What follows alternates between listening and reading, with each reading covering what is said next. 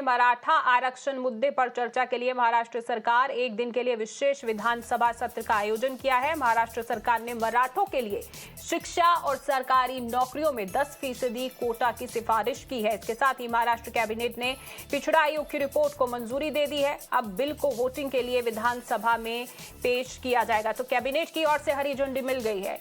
अब सिर्फ बिल को अगर पेश करना है तो विधानसभा में, और इस दौरान उसके पारित होने की भी संभावना है। महाराष्ट्र सरकार पूरे यत्न कर रही है।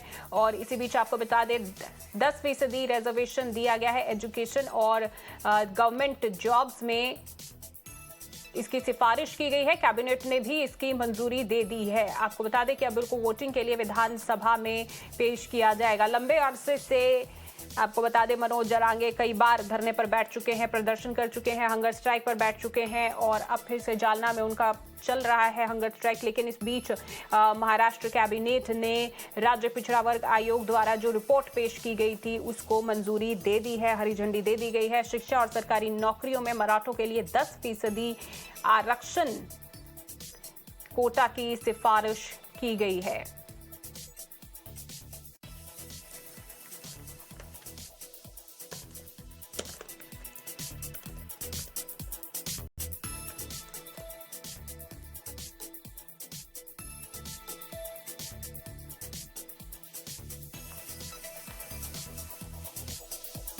मेरे सहयोगी अभिषेक इस वक्त मेरे साथ जुड़ चुके हैं। अभिषेक, तो कैबिनेट ने हरी झंडी दे दी है, 10% कोटा की सिफारिश की गई है शिक्षा और सरकारी नौकरियों में, और क्या कुछ है इस रिपोर्ट में और अब अगला कदम क्या होगा?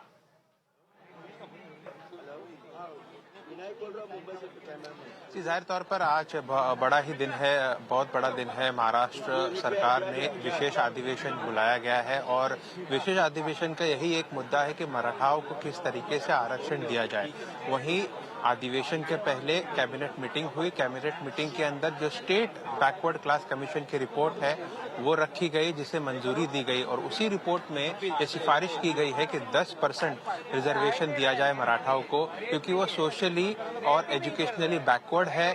ये इस रिपोर्ट में सिद्ध किया गया है। और 10% रिजर्वेशन जॉब्स, गवर्नमेंट जॉब्स और एजुकेशन में दी जाए, इसका साफ तौर पर उसमें कहा गया है। और ये भी कहा गया है उस रिपोर्ट में कि क्यों सारे रीजंस दिए गए हैं क्यों 50% का जो रिजर्वेशन का कैप है उसे तोड़ने की जरूरत है और 10% एडिशनल रिजर्वेशन, क्योंकि सोशली और एजुकेशनली मराठा इस राज्य में पिछड़े हैं। इस तरह के तमाम एक्सेप्शनल रीजनिंग इस रिपोर्ट में दी गई है। उसी रिपोर्ट के आधार पर अभी एक बिल लाएगी सरकार सदन में। वो सदन में बिल रखा जाएगा, बिल पर चर्चा की जाएगी, चर्चा करने के बाद वोटिंग करके उसे बहुमत से पास किया जाएगा और सरकार 10% रिजर्वेशन ये ओबीसी को धक्का नहीं लगकर, जो बार बार मुख्यमंत्री कहते हैं कि किसी और का रिजर्वेशन के टच करे बिना, धक्का नहीं लगे बिना हम 10% रिजर्वेशन मराठाओं को गवर्नमेंट जॉब्स और एजुकेशन में देंगे। तो देखना दिलचस्प होगा कि 1 बजे से अभी सदन चालू होगा और उसमें ये बिल रखा जाएगा, किस तरीके से डिस्कशन होता है, उसके बाद इसका पैसेज होता है। वहीं मनोज जरांगे पाटिल अपनी मांग पर अड़े हुए हैं कि जो कुणबी सर्टिफिकेट के द्वारा रिजर्वेशन ओबीसी में मिल रहा है उसके लिए एक कानून बनाया जाए, उसे पास किया जाए। तो आप सीधा सीधा एक टकराव देखते नजर आ रहे हैं महाराष्ट्र सरकार और मनोज जरांगे पाटिल के बीच, क्योंकि वो ये कह रहे हैं कि ये रिजर्वेशन 10% कोर्ट में टिकेगा नहीं, इसलिए मराठाओं को कुणबी के जरिए ओबीसी में रिजर्वेशन दिया जाए।